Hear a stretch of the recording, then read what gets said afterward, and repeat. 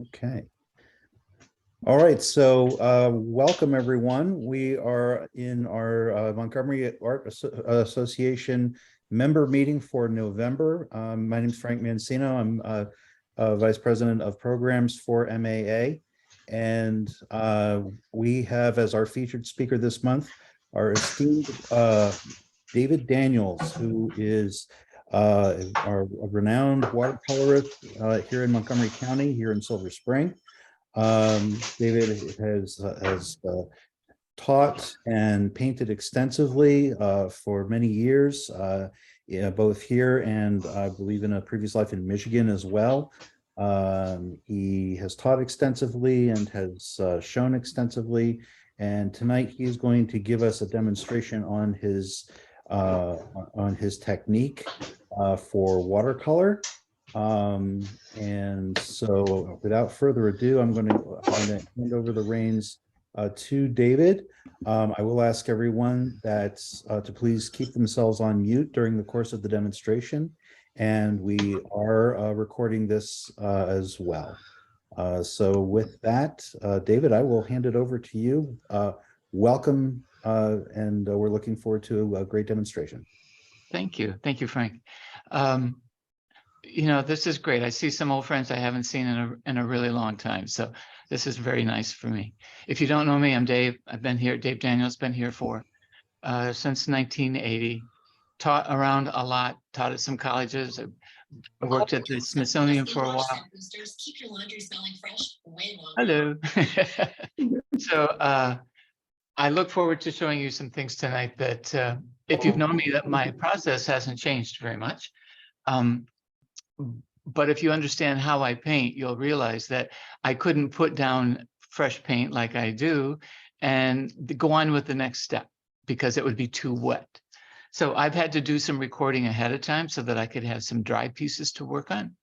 And if it gets too complicated, I'll just try to clean it up and paint on one piece. But for right now, I have two pieces to paint on, one that's drying and one I'm going to be painting on.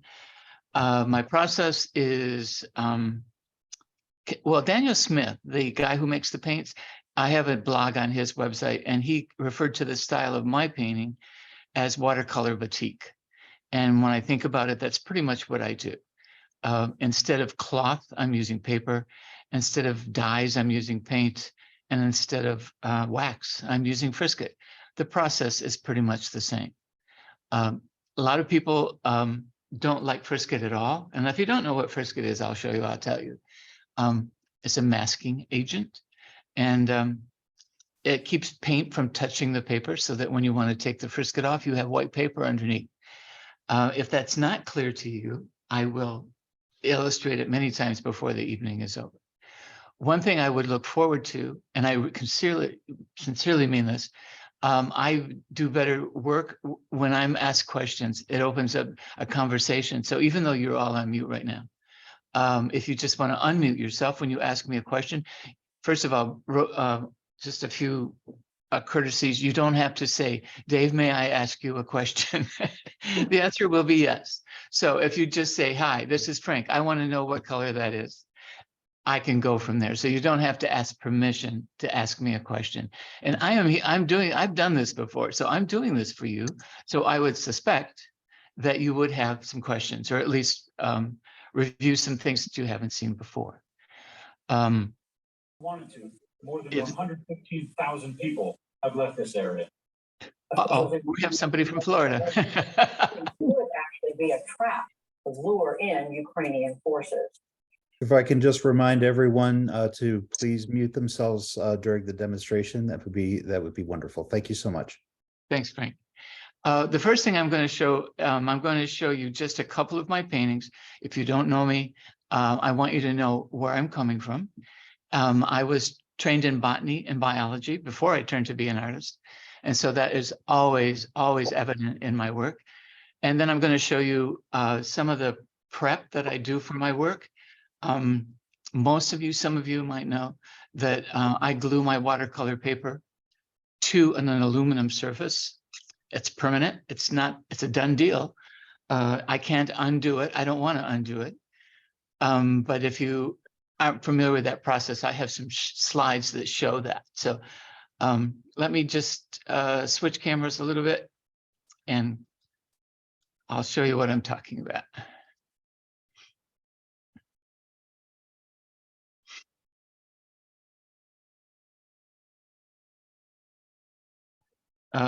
So I think everybody can see that, right? We're screen share.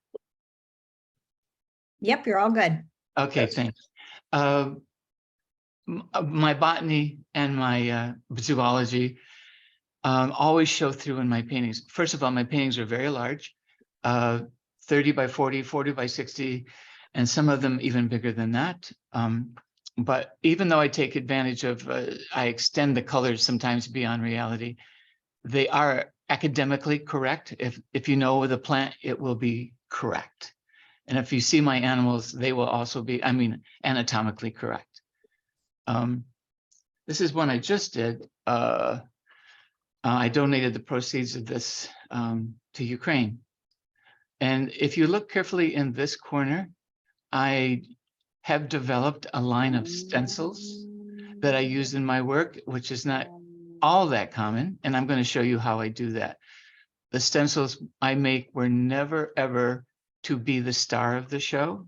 They're just to add atmosphere and texture and design to the back of the paintings. So many people ask me, I've done my painting now, what do I put in the background? Well, I tried to come up with some solutions for that.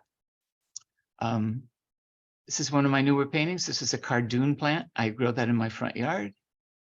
This would be 45 inches by 35, I think. That cardoon got a lot of work. This is another butterfly, or a butterfly painting I did with the same cardoon photograph reference. Thanks, I just took a sip of water. This was when I was visiting John, what tree is that in the back? Joshua National Tree Forest. And this is a roadrunner down here. I can't believe nobody's had a question yet. This is one of my landscapes I did.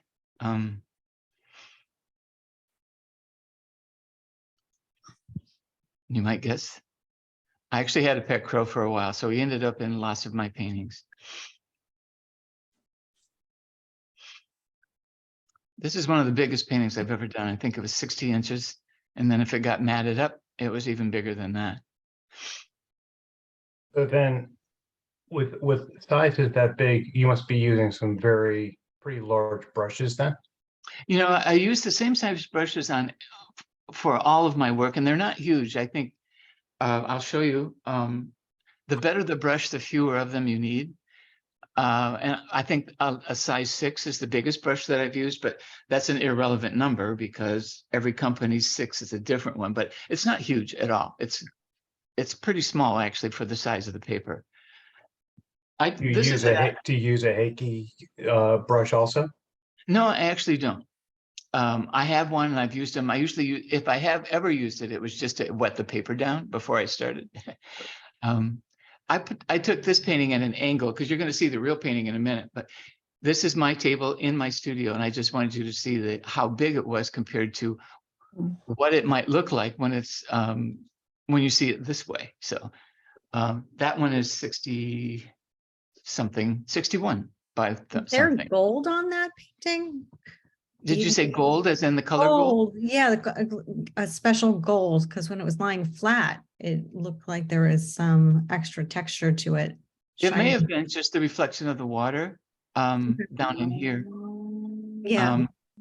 I have gold paint, but I didn't use any here. This color over here is quinacridone burnt orange, which may appear gold in some of those. So this is where tonight's demonstration actually starts. Those others just a precursor of if you had never seen my work before. I glue my paintings to a piece of aluminum, and this is blown up, so it's probably a little pixelated, but it's a sheet of aluminum and it has a corrugated center of card or of plastic, and then another sheet on the other side. It's called Alumilite.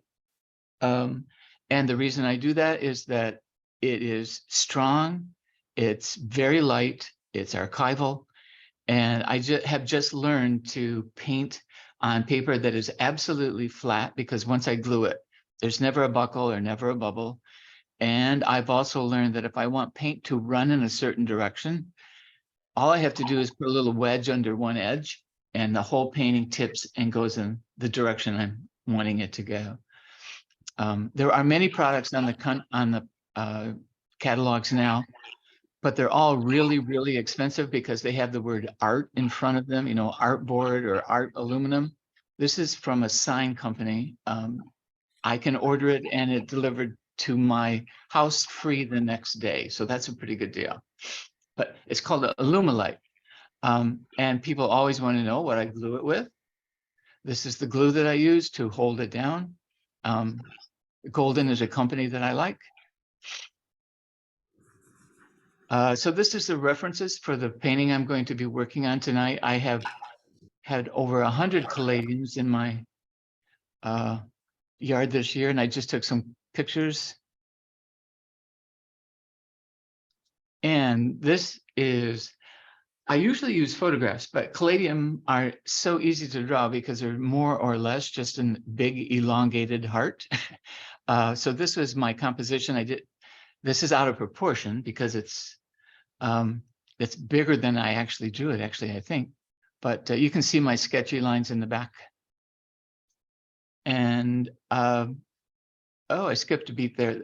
I'm going to show you in just a minute. I also do a value study on gray paper of the painting that I'm going to do. This was a landscape I did not too long ago. I am going to show you the caladium leaf in a, well, maybe not. I just wanted you to see some of my value sketches. Actually, you saw, that was the very first slide that I showed you. There's the one I wanted to get to. So this is the painting I'm going to do for you tonight. A series of caladium leaves. So all I do is draw it on gray paper, and then I use black and white paint to create the values. It helps me figure out where I'm going to go with colors. What kind of gray paper? Actually, that was pastel paper because they don't make gray watercolor paper. So I use pastel. They have a nice flannel gray, I think it's called. And the frisket that I use, I'm sorry, there's a question? Yeah, I gather they're much smaller than the full size. The value. Much smaller. I will show you the finished painting and you can compare it in just a minute.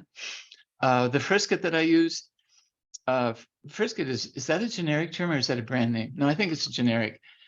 I am now a spokesman for Daniel Smith and his art masking fluid.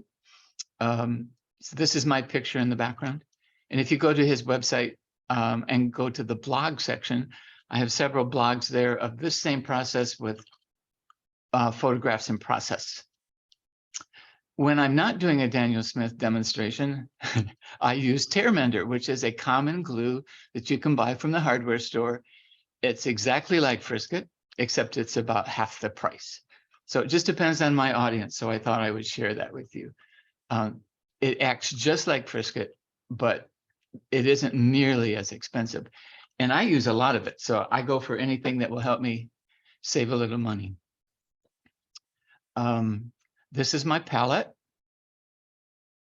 And if anybody thinks that's really my palette, you're crazy. Here's my palette. It's exactly the same one, but this is how I work. I just got a new palette and it's round. I really like it.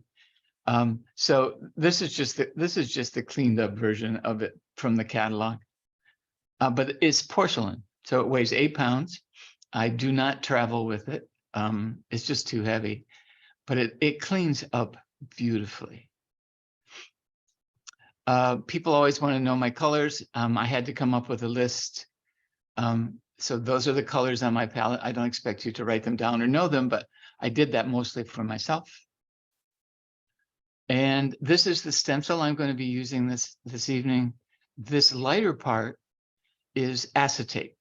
And so it's sitting on a black piece of paper.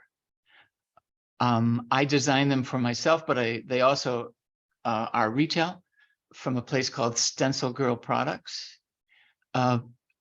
one thing to explain is that this really isn't a stencil. This is the opposite of a stencil. This is called a mask because this mylar, the white part, is actually protecting the paper. And in a stencil, it would be the opposite of that.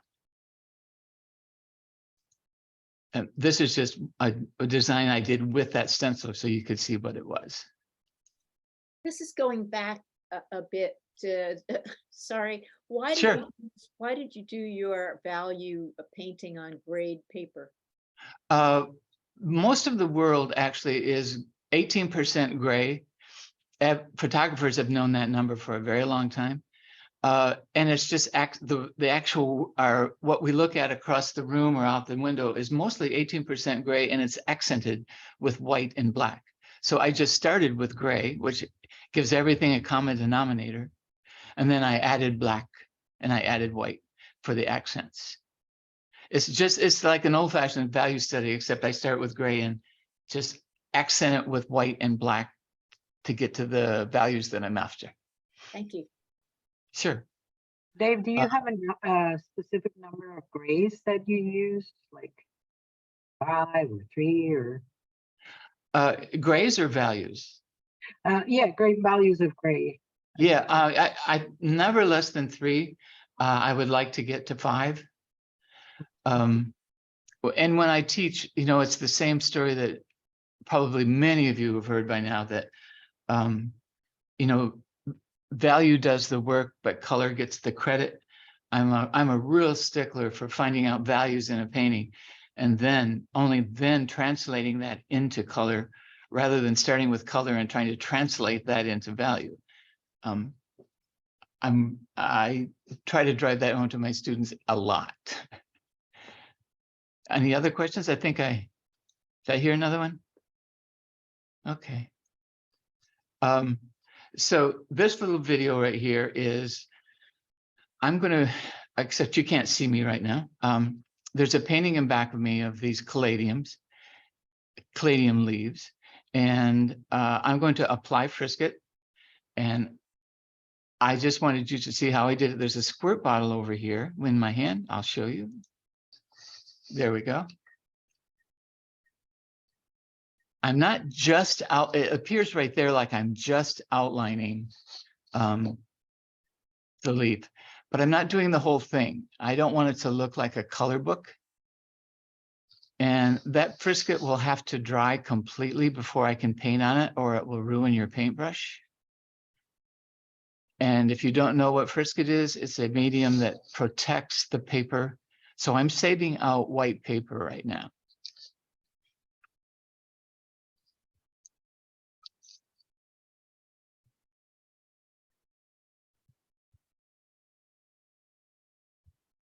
And that's the Daniel Smith that I'm using.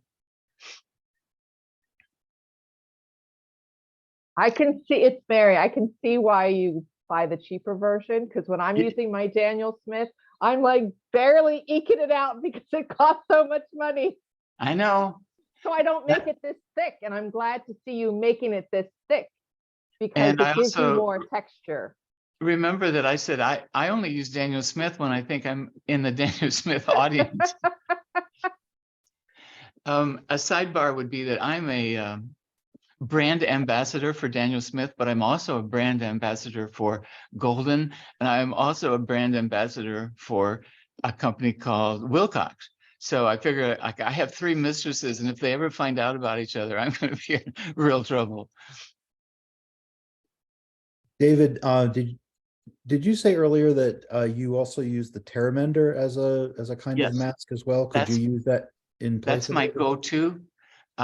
It's a little bit amberish in color. It shows up better actually, and you can buy it from a hardware store. It's a leather and cloth and paper glue, but as long as you're not gluing 2 pieces together, it comes right off, just like Frisket would. How do you apply the tear mender? Same way, Brush? exactly. Oh, it has an applicator? Yeah, but I take it out and put it in a smaller squirt bottle. Okay, When I switch cameras, I'll show you the jar. thanks. So that's the end of that little video. And now we get to go to the real thing over here.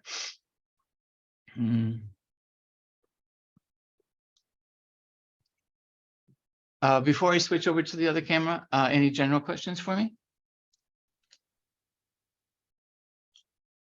Well, you're a quiet group. Okay. Dave, I Mary, had a question. Okay. No, go ahead. This is Donna. I Donna. recently watched a couple shows, one being a demo that was done not long ago, and the other on those TV shows of the British landscape painting. Right. And within the same week, somebody Yeah. mentioned they're using a ruling pen. Yeah. Do you know what it is? Yeah, I ordered some. They're hollow, and the one woman said if you let it dry, you can pull it back out. But anyway, they use it for putting frisket on. What do you Yes, have I to have. say about that? I've used it a couple. If you don't know what that is I know you can't see me. You just here. I'll pretend I'm talking over here. Architects used to use it back in quote the olden days. It's a pen that has like has a screw on it, and you can change the width of the line by dipping it into frisket and using it. And then when it dries, you can just pull it off. You don't have to wash it off. So guess what? This is one I already had done. So am I spotlit right now for everybody? Okay. And you can understand the reason I had to do that was because this has to be completely dry. So I did that ahead of time. This is my palette. This is the tear mender that I use that I buy from.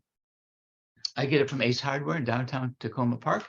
It has its own applicator, but sometimes I put it in a smaller bottle. My brushes are Quill from Rosemary Company. They quit making this brush as soon as I decided it was my favorite brush.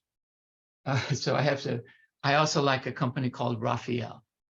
Both of them make very nice squirrel. I'm not quite sure why squirrel is expensive as it is, but I have lots of squirrels in my backyard. I would donate to them. So if I'm going to, if I'm going to just start here in the middle, I just switched to this round palette. So some of these colors are so dark right now. I'm not sure exactly which ones they are, but I'll figure them out. When I start, my paper is dry. I don't put any. Oh, by the way, this is not glued to aluminum for economics. If this was just a demo, I glued it to a piece of gator board, but normally it would be glued to a piece of Alumilite. And I would start on dry paper. And you always glue it before you start painting, correct? Yeah, I do. I've tried it the other way. This works better for me because once you start painting, you introduce water to the paper and it never goes quite as flat as one that doesn't have any water introduced into it. And the real downside, there is a downside to gluing your paper to aluminum, and it is that if you don't like your work, you can't get angry and tear it up. You actually have to take a buzzsaw to it. So I've learned how to use a buzzsaw. And I'm not just making these colors up. In the beginning, I showed you some reference photos that I have. They are near me, but I'm not trying to copy them. Dave, does gator board, can it be archivable and? Yeah, it can be. I'm not sure that the one I'm using today is or not, but they do have archival gator board. And there's a company now that actually sells paper glued to aluminum already done. But the minute you put the word art on anything, it like triples the price. So it's really quite expensive. What I'm going to do now is spritz the center of this with just clear water because I like what the water does rather than my hands. And the paint will start to come out a little bit.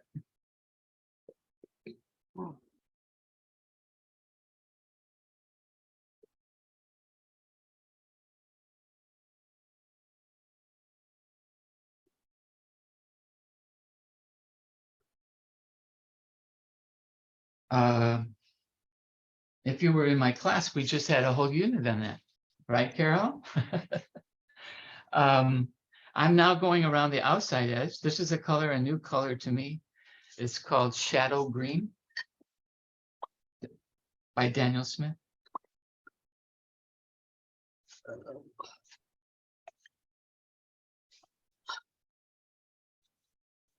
And one of the biggest observations is that I use about twice or 3 times as much water as most people.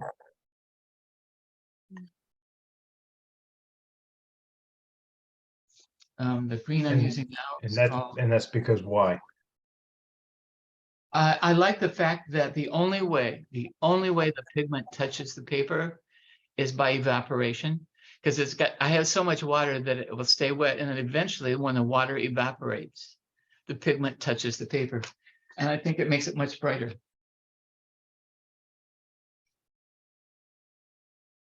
By using more water, doesn't that, when the pigment dries, it's like 20 or so % lighter anyway, so do you layer Yes. on top more?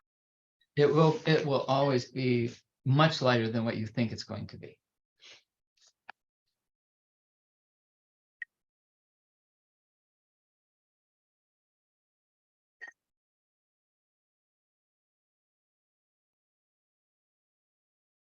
You still got a lot of paint there.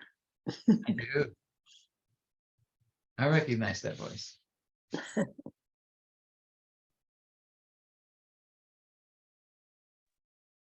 In my paintings, I just walk around the side of my table. I have a 12-foot table over here next to me.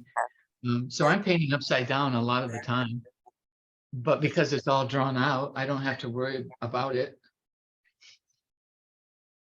I am going to pick up one thing that this red and green are going to make brown right there. So I'm just pick it up so it doesn't do that. And I use a lot of phthalo turquoise.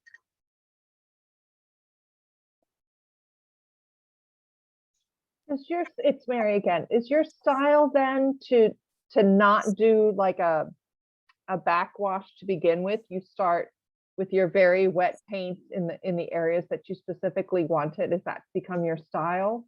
Yes, it is. Yeah. I love it. It's no, I love it. I was working on something similar tonight and I let the colors run and I'm like, oh, nobody seems to do this. So I feel validated. Well, good. One question I almost always get is, well, where do you start? Well, my paintings are so planned out that you could start anywhere because I'm just painting individual shapes and individual values. Doesn't make any difference where I start. However, if I think I'm going to goof up on something, I will start there, because then why would I do the whole painting and then wait for that to be a disaster? What are you going to do with the spots of paint that, the little splashes of paint?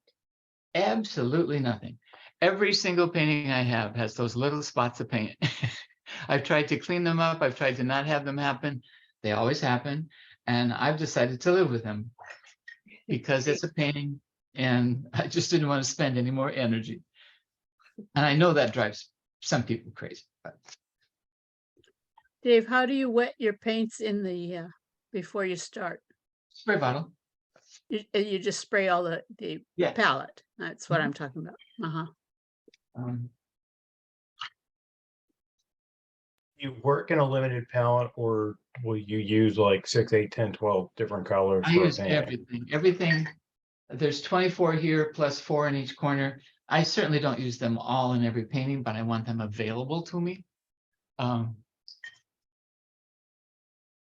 Some people have a habit, if they're going to do a landscape, they put out what they call landscape colors, and I just think that's really limiting too much. I'm reaching across my table to get something called Pro White. I would use watercolor or gouache, but I don't see it on my desk right now. This is just a very opaque white. It's water soluble. It is a watercolor, but it doesn't come in a tube. And I do use white. I was just going to show you where and how I use white.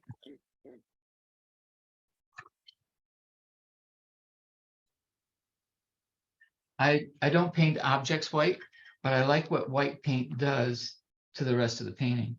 It pushes other colors around.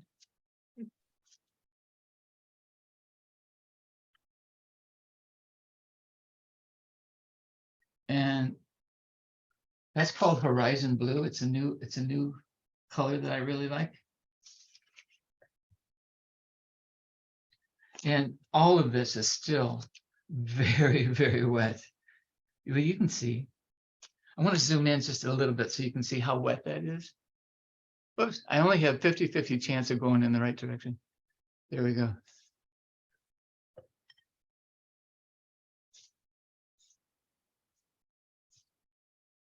David, your intention is to apply the colors in a single layer. Will you be, do you allow for layering of colors at some point, or is this like you assign each color to its particular spot on the paper and that's it? Or do No, you? no. I do multiple. In fact, I'm going to show you right now. I'm going to add another layer of Frisket to this, and then I'm going to add another layer of paint to that.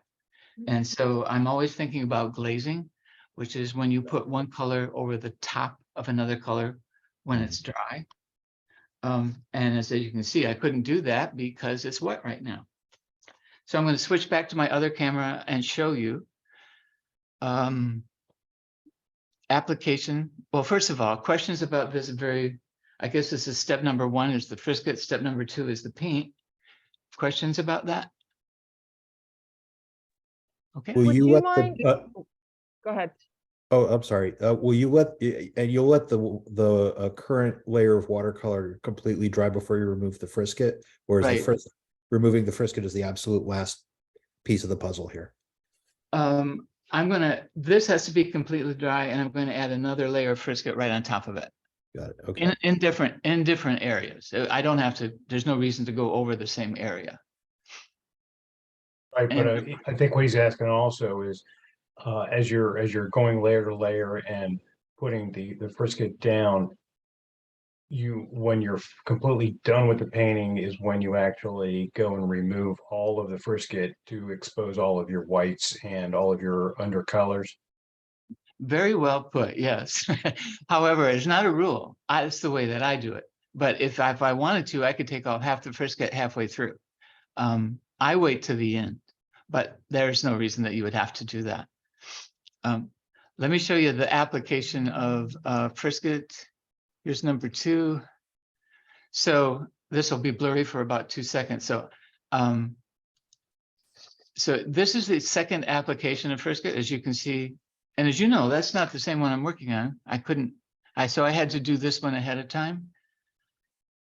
And people want to know, well, where do you put your second application of Frisket?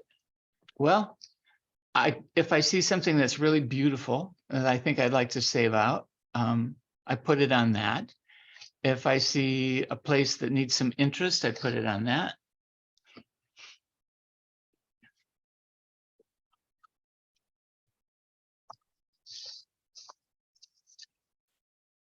So when you take off the Frisket, so you're putting Frisket on top of dried watercolor. When you remove that Frisket, it won't remove down to the paper. It'll leave that not color? down to the paper. It may take a little color. It might remove a little color, but it never goes back to white. Oh, It'll good. be Okay. it'll be red on top of red. Never thought of that. Thought everybody always said, put it on the blank paper. This Yeah. is great. Fabulous. It really is. If you understand the batik process at all, this is exactly batik.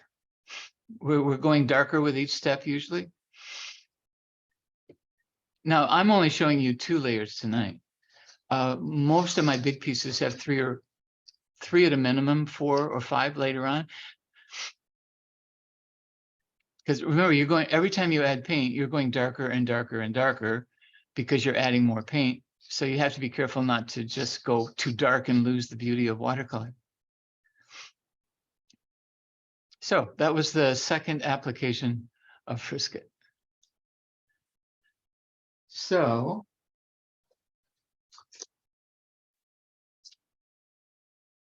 this is my stunt double here. Oops. It's like Julia Child's turkey. Yeah, it's my turkey right there. So this is all completely dry. It has 2 layers of frisket on it. And this is where I would start painting. You know, this process would have taken me 2 days at this point. Well, not on a small one like this. But I don't hurry the process. So you saw me put on the original layer and I painted, and then there's another layer on here, and then I'm going to paint again on here over the top of this frisket and this paint.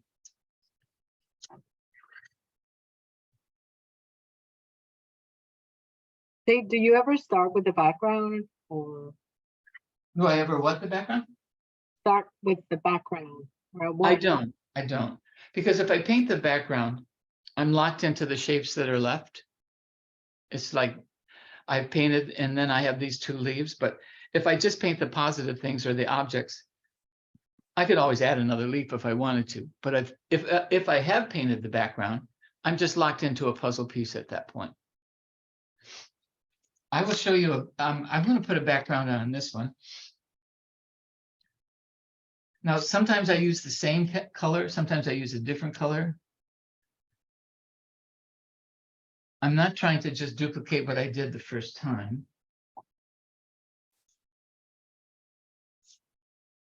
So it appears when I'm watching you apply this paint that you're not mixing any colors on your palette. It's more That's- like is that true? Like, That's absolutely true. so you're just using the And- paint straight from the tube, and then the way you're mixing the colors is by this layering. Right. Okay. And if I want colors to mix, I mix them on the painting itself, not on the palette. Also, did you mention what paper you use? G-Arches 140. I probably didn't. I use it by the roll because they don't make sheets as big as I need them to be. Thanks.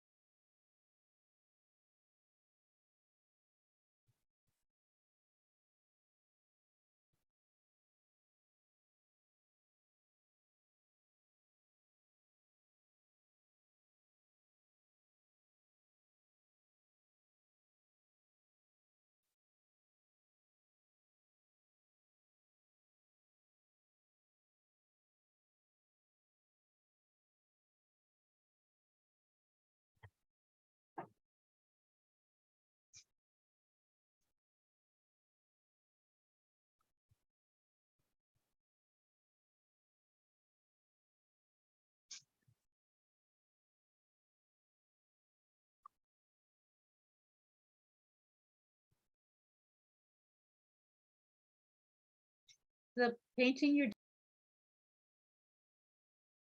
Sorry, I only got half of that question. Dave, the painting you're doing now is informed by the value study you did earlier? Yeah, except I don't look at it after I once start. I do my homework and get it in my head. And from that point on, then I just paint. Are you not looking at the photo reference anymore? No, I'm not. Partially because I've painted this before, partially because I own these plants, you know. I'm not saying I could do this in my sleep, but I'm very, very familiar with those kinds of plants. I'm doing just a little spritz.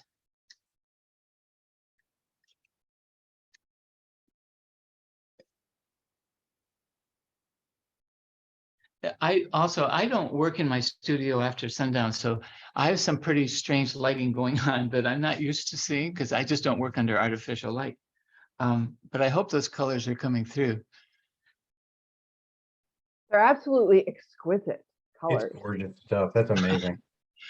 Well, I Exquisite. wasn't begging for a compliment. I was just explaining that when the sun goes down, I'm out of here. So this is, well, I just switched cameras back to me. So that is sopping wet, which means I would have to let that dry.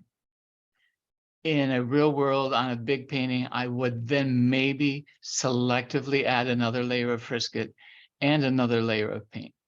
But since this is, it's a small demo piece, it's not worth the time that it would take to do that. But I do have a video of me taking off all of the Frisket. So I want you to know that when you see how much white paper, there's always this shocking value of when you take the Frisket off and you have all the white paper left, you go, now what do I do with all that? So I will show you.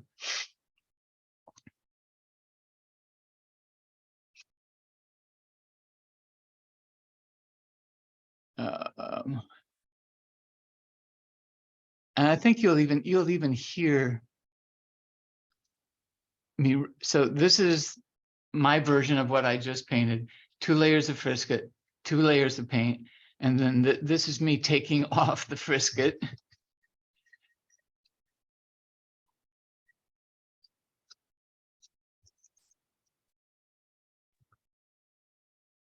What do you use to take the Frisket off?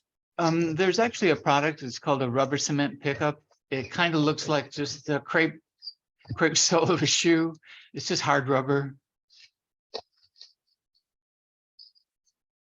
You can see that it sounds like I'm working really hard, but it's just noisy.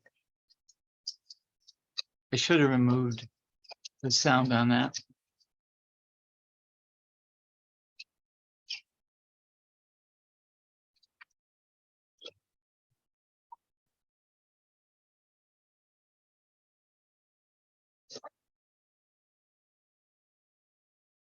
So when it comes to now, what do I do with all that white lines and things? I am going to go back in and paint them, but not more often than not, but very often, all it takes is clear water, because there's enough pigment around those lines that the pigment will fall out and into those lines and look very cohesive into the painting. Or you can very carefully paint them a different color. You can paint them a complementary color. You can paint them the same color. All of your options are open at that point. And I will show you that. Let me get my... So by doing that, if you just add clean water and pull the pigment into it, if you wanted those veins to then look more three-dimensional, will you add dark shadow lines along the sides too? Absolutely. I will show you the big version in back of me as a close-up, not just the thing over my shoulder. And I've gone back in and put really dark shadows under the veins so that they look three-dimensional. So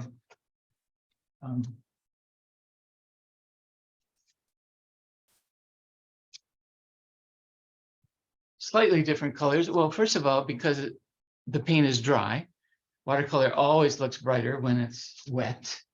But I'm not saying carefully, but I would selectively start repainting. The Frisket mark, you cannot get rid of a Frisket mark. It'll always show up no matter what color you paint it.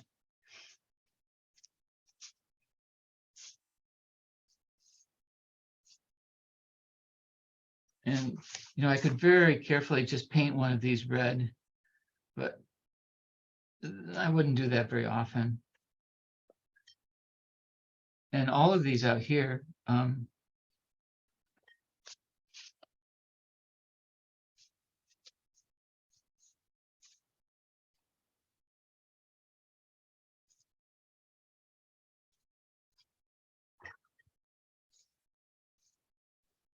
And really what you're doing is adding a third layer once the Frisket's all been removed. exactly. Yep. And, and I've studied with very, very professional people who would shriek at the idea of using Frisket. They just think it's a hokey gimmick. And this is the way that I've learned to paint. So that's just what I do. That's all there is to that. Do you ever use other like special effects type things like drops of alcohol or salt applications or stuff to create effects on the? I do when it's appropriate. I have a love-hate relationship with most of that because I think when I look at a painting in a show or something, I think, oh, they use salt and they use saran wrap rather than going, isn't that a beautiful painting? So when the technique is more important than the painting itself is when you've overused it.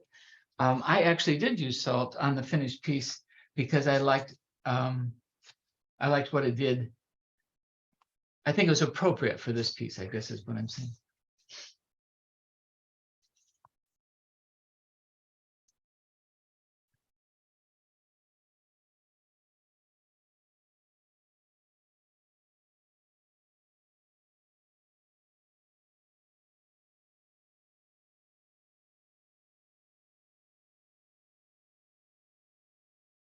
So I would just keep going. If you like the white spots, there's not a rule that you have to fill them in. Let me get really, really close so you can see what's left on that. Oh, I knew it'd go the wrong way. There you can kind of see.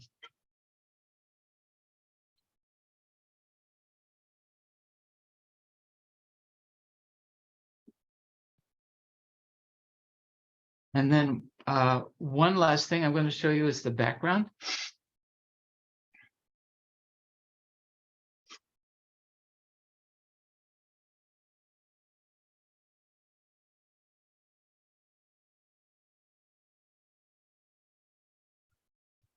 Before I start this, come on. There we go. The background I put in this painting was a strange combination of phthalo blue and quinacridone gold, which made a beautiful, beautiful green. And I'm telling you this because this is only 50 seconds long. The stencils that I've made, well, actually they're masks, not stencils, but I lay them into wet paint, knowing that the paint is going to creep underneath it because I wanted to do that. And then I actually add additional paint on top because I want it to mix. And I think this will become clear when you actually see it happen. So phthalo blue, I'm just pretending that there's leaves there to paint around. And believe it or not, that was quinacridone gold that I added to make that green.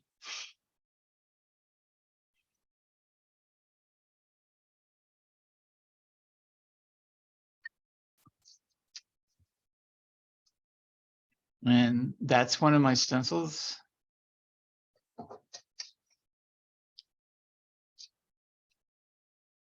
And you can see the paint crawl underneath it. You wash Did the you make the stencil? stencils? I got two questions at once and I didn't hear Oh. either. Sorry. No, that's okay. Did you make the stencils yourself? I did. Well, I did make this one myself, but I also sell them retail through a place called stencilgirlproducts.com. I have 27 different stencils that people have used in the backgrounds of their paintings. I never want my stencils to be the #1 thing of my paintings. So, and then I'll show you what it looks like when it dries. So And then that wash the stencils after you use them? Sure, they're indestructible. They're Mylar. You can use them over and over and over and over. So this is the stencil after it dried, and you can see it's kind of biomorphic. That particular stencil is called berries, and I bought a bunch of red berries from Trader Joe's, scanned them into my scanner, turned it black and white, and that's all you need to make a stencil if you have a stencil machine. So that's it when it's dry. You leave the stencils on it until it's dry and then you can peel them off. Is that what I understand? Yeah, they come off very, very easily. There's no adhesion at all. Right. Okay. And then on some rare occasions, I have actually liked the stencil so much because they come beautiful colors. Actually, I'll show you one. How do you, Dave, how do you protect your positive image from your background once you're Just careful painting. That's all. Let me show you a couple other stencils I've made that make sense to you. Let's see. This is the one I actually used in the painting itself.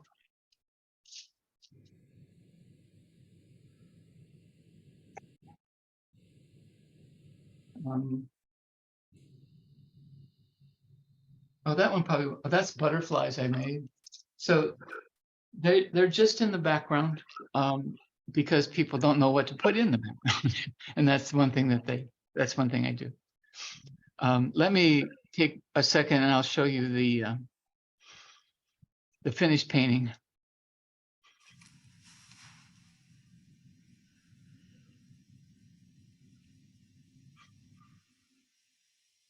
Do you frame your large pieces behind glass or do you put a finish on them when they're done? I finished them I varnished them and I do not put them under glass. I forgot about that part, but I can address that. What kind of varnish? It's made by Golden. It's called MSA, which stands for Mineral Spirit Acrylic. So that's to give you a close-up of the real piece that I've been working from. You can see the stencils over here. I have a distinct advantage since I make my own I don't want to confuse you. I make my own, but I also sell them through Stencil Girl. When I make my own, I don't hesitate to cut them up. They don't have to stay as whole pieces because here's one I cut up and then I took another smaller piece of it for that and another smaller piece of it for that. So, and then there's one over here. So this is the finish. This is the tada. This is the painting over my shoulder. It's 36 inches by something. That's freaking amazing. Thank you. My goodness. Absolutely gorgeous. And you can see that it looks three-dimensional with the veins. Definitely. At what point did you put the veins in? The very last step, what I just painted is still wet. I probably, because my hand is not as steady as it should be, I would probably put the veins in with watercolor pencil or something that I could just hang on to and do a thin line. Mhm. Hi, David. I'm an oil painter, but I've tuned into this lecture because it's your work was beautiful. I went to your website; it was incredible, and I love the impact of your large pieces. Can I ask a question though? As an oil painter, one of my hesitations for watercolor has always been that the colors seem, forgive me, watercolor artists, weak. Yours are so beautifully pigmented. Is that just the Daniel Smith brand? Well, no, there's no secret. I get the same intensity whether I'm using Daniel Smith. Oh, they're gorgeous. Across the board. It's just a ratio of water to pigment and not being afraid of it. Oh, yours are just incredible to me. I love color and I've been so impressed with your colors. Thank you. I am a colorist. And I love color, but the only reason I can do that with color is because I've done my values ahead of time. So I'm not worried about where something should be dark or light. I know where it should be dark or light. Okay. I was going to show you one other thing because of the framing question. I didn't quite address that. I have one over here.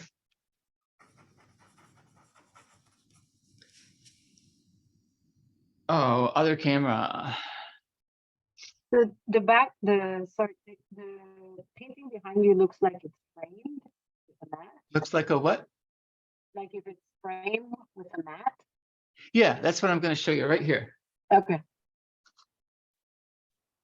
Because I missed having a mat on my work because I could frame it right to the edges. This is another piece of aluminum, just like the painting is glued to. And I painted it with a sponge so that has the texture of a canvas, or at least it's not a flat like a house paint. And so this is a mock-up. This is one of my prints. So I just glue it right in the middle of you have to do some math to make that work. So I just glue it. And so this out here is really not a mat. This painting is floating on top of that. And that's what the one in back of me is. I do them two different ways. Sometimes I put the frame right up to the edge, that. More often than not, depending on the size, I will float it like that. And so it has the appearance of a mat, even though it really is just floating. Did that answer your question? David, is your varnish that you mentioned, is that you do one coat, two coats, or? Oh, I err on the side of too many coats. I think they suggest, Golden, the company suggests 3 layers. Whoa, okay. And the varnish I use comes in 3 different finishes. No matter what you want your final one to be, the first one should be gloss. If you use a matte finish too early, it could make the dark colors go cloudy. So this is where I start.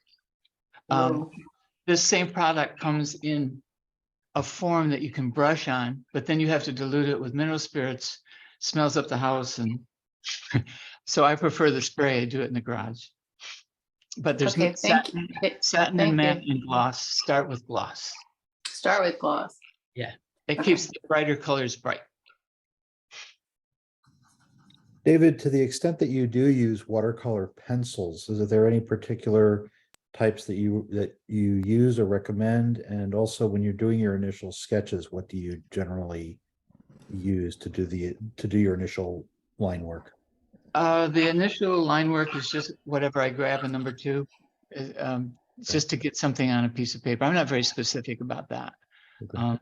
And the watercolor pencils I have 5 different brands and they're all mixed up. I can't tell one from the other. So I do not have a favorite in that category. Okay. Thank you. Sure. Other questions for me? I have to say that I was making an attempt to do this process last week with a piece, and I started with the background, and yeah, you end up with outlining the subject, and it boogered it up to losing the edges. And so now I'm going to trash that and start over and start with the subject and then do the background. Right. And there's nothing wrong with trashing a piece of artwork. My students always ask me, can I throw this away? Well, first of all, you don't need my permission to throw it away. I'm also not going to follow you around to see if you do it. The only thing I ask is that you not throw it away in anger on the day that you're angry about it. If you wake up the next morning and you still hate it, go ahead and throw it away. There's no reason to live with a piece of art that you do not like. There's too much good art out there. I've already said that the drawback for me is I could jump up and down on these pieces and I can't even destroy them. I have to saw them with a mechanical saw. It's really embarrassing when I'm out in my backyard zipping off my veinings because I don't like them anymore. But that is what it is. Could you, in fact, if you had a piece you did not like, and since you can't, deconstruct it, could you glue another piece of paper on top of that and still use it? You can. I only do it like when I can't get my supplies to me fast enough and I have done it. It would never be my preferred. There's nothing wrong with it. It doesn't look different. It doesn't feel different. To me, I feel like I'm covering up something that I didn't like, and I know it's living underneath there. And I'm afraid it's going to crawl out someday or something. That's just my psyche. There's nothing wrong with gluing another piece on. Or you could turn it over and glue it on the other side. I'd much rather do that. And then I take house paint and just paint the other one out on the back side. So if you ever see a painting of mine that's all gray paint on the back, you'll know there's a painting under there. Can I ask you something general about the painting? I want to know what satisfies you particularly about the painting, whether it's the feeling or the authenticity or... Well, my training as a botanist and a biologist will always be evident in my work. I love nature, I love plants, and I love showing people how much I love them. I guess that's the short answer to that. You will very seldom find a straight line. And I don't do buildings, I don't do roads, I don't do fence posts. I love the organic feel of plants and plant life. That sounded like a cheap answer, but it really is the answer. I have a question about, when you glue it onto that material that it has depth to it, it has a little stuff in between. Right. What do you do in terms of framing that? They're all the same. You can walk up to one of mine, and if it's on a piece of aluminite, you can look right in and see the corrugation, the card or the plastic. I don't try to hide it. It is what it Okay. is. Now, they do make a product that's like mine, that's a solid core, which means you wouldn't see anything in the middle except black, but it's twice as heavy. And I would rather have my pieces be lighter. And, people don't walk up to those paintings and they might be curious about how it's done, but I don't think anyone has ever not purchased a piece because of the edges that they could see. Or maybe I'm just living in fantasy, but I don't mind them. I mean, it is what it is. I'm letting you see what I made and how I made it. So then if that piece then is large enough that it doesn't need to be framed, then how do you wire it or put your fasteners on the backside so that it can be hung? If I misspoke, I'm sorry. I do frame all of my works. Even if the picture goes right to the frame, there's still a frame on it. And then the frame has the hardware for the wire. Oh, so even your 40 by 60s, 30s, they all have frames. They all have frames. Oh, okay. Yeah. I have a ritual, but when I finish a painting, I frame it, I photograph it, I frame it, I clean the studio, clean the palette, and start the next painting. Because if I am ever offered an opportunity to do a show, I don't want to have to frame 25 pieces of artwork. I'd rather do them one at a time when I'm painting them. So what material do you choose for your frames then? It's a Nielsen chop 99-150. I have every single one of my paintings done with the same frame. And for what it's worth, the mat in the back, which isn't really a mat, it's just a piece of painted aluminum. Every one of my paintings have the same color back there. It's a custom color because if one of them was to get damaged or scratched, not the painting, but the mat in shipment or at a show, I can touch it up and every one of my paintings would look the same no matter what. So I don't have a off-white and then a beige and then a cameo or something. They're all exactly the same color. Terrific idea. You mentioned that you make your own stencils. Do you have a machine that you use to do that? I do. It was life-changing for me to be able to, all it takes is a black and white photograph. Well, not black, I mean really black and really white, no gray, just black and white. And there's software that comes with the machine. You scan it in and it tells you what it will cut and what it won't cut. And you push a button, put in a piece of Mylar and it comes out like a printer with the stencil. All of those that you saw tonight were I made myself. But Is that like the Roland plotter cutters? I'm not familiar with that. Oh, okay. It's got a steel blade on it that will do intricate cuts and stuff like that. This one will cut through wood, leather. I use it for Mylar, cloth, acetate. It's really quite sophisticated, or you can just make birthday cards with it. It's really fun. Can you tell us the brand? Mine is a Cricut. There's only two that I knew of until that one. Brother makes one, and their selling point is the scanner is built into the printer. And then Cricut makes one. I had the Brother early on, and it was not user-friendly. I spent hours and never really liked it. The Cricut was a dream. It just worked from the day I bought it. And those are Hobby Lobby and at Michael's, and they're pretty accessible, and they sell all their supplies too. It's about the size of a printer, but you can cut extremely intricate things with it.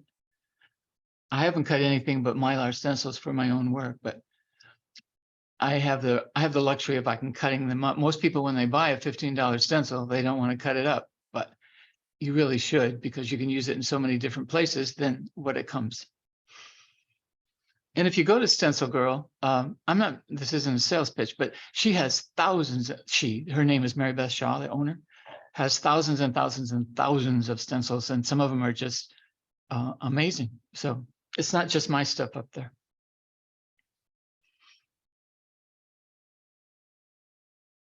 I know you're out there. If you ever want to know what I'm doing, you know, my website is mrwatercolor.com. And I'm just finishing up a Zoom class right now. I was ready to, when you know what came along, I was ready to retire. I didn't want to learn a new anything, but my students held my hand. And so I've been Zooming for 3 years. I'm in the middle of one right now. I think I'm going to take a break. There'll be some coming along. My point was, if you ever want to know what I'm doing, where I'm going, or where I'll be, it's going to be on my website. I know I'm teaching a workshop in 2023 in Greenville, New York. I've done that for 20 years, so that one will happen. It's called Greenville Arms. But anyway. David, can you talk a little bit about the importance of knowing your subject? You talked about your background, but when I watched you paint, there's so much joy and ease and movement. You are not, you know, capturing what the actual leaf looks like. Right. How- I call it the essence of a piece of a plant or something. And I think in the learning stages, when you're learning to do washes and you're learning to what paint will do, you take any subject you can get and you just try to finesse it and work with it. But once you get past knowing how to get a little bit of finesse into your work, you really have to. I have people who want to paint pictures of the desert who have never been to the desert. And they say, well, you know, National Geographic, well, it's not the same thing. It will never be the same thing. I would rather see you work non-representationally, which means no images, rather than paint an image that you don't own or love or have ever seen. Mhm. Thank you. I'm very strong on, well, I'm just a nature person, you know. I just brought in 35 houseplants for the winter. I can barely move in my studio. They're crawling all over the place.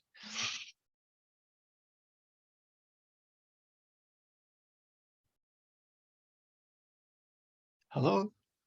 I'm not, I'm Well, not trying if to no one force you else, to- speaking of plants, you mentioned the plant in the beginning, the cardoon plant. Yeah. Is that a local plant for us? It looks, is. looks really neat. It's my current favorite plant. It's partially artichoke. They call it an artichoke, but Okay. mine grew up to be over 9 feet tall, and it has Wow. these gorgeous thistle-like plants on the top, purple, Okay. and they're just mammoth. The leaves would be 5 or 6 feet out, and they really showstoppers, and they come back every year. So. Wow. Okay. C-A- Perennial. Okay. And you don't CARDOON. eat them, though. I saw them at Brookside for the first time and had to get one. Okay. They're not edible though, right? They're not like. Well, real they are art. edible. The choke Oh. part isn't, the artichoke part isn't, but But the that- leaves are. Oh, okay. All right. They used to We're use them- gardeners at my house, so that sounded interesting too. So thank you. Is that a native plant to this area? Don't know about that. It's native to my backyard. And the finches love them. You know, in the fall when they all go to seed. Anything else? mrwatercolor.com. Everything I do and everything I'm about will be up there if you ever want to contact me. If you want to be on my mailing list, there's a click a button up there to put you on my mailing list. Thank you, Dave. It's been This has great been to a- see you. Thanks. This Thank has you. been This is wonderful. Thank you. This has is been a wonderful wonderful. Thank you so demonstration. much. Thank you. You're very so much. talented. It's Thank great. you. It was great. And Thank thank you you. I everyone for appreciate it. joining. Thank you You're pretty- so much, Thank you, Dave. Frank, Yeah, for putting this thank you. together. You're pretty good. And You're thank you, terrific. David. If you think of something later, shoot me an email. This Thank is you. wonderful. Thank Thank you. you. Yeah. Thank you again, everyone. And with that, we'll wrap it up. Okay, Thank Frank. Thank you. Thanks a David, lot, Frank. Thank you. Great Thanks demo. again. Thank you. Good night, everyone. Good night. night. Good night. Hey, thank Hi. you. Thank you.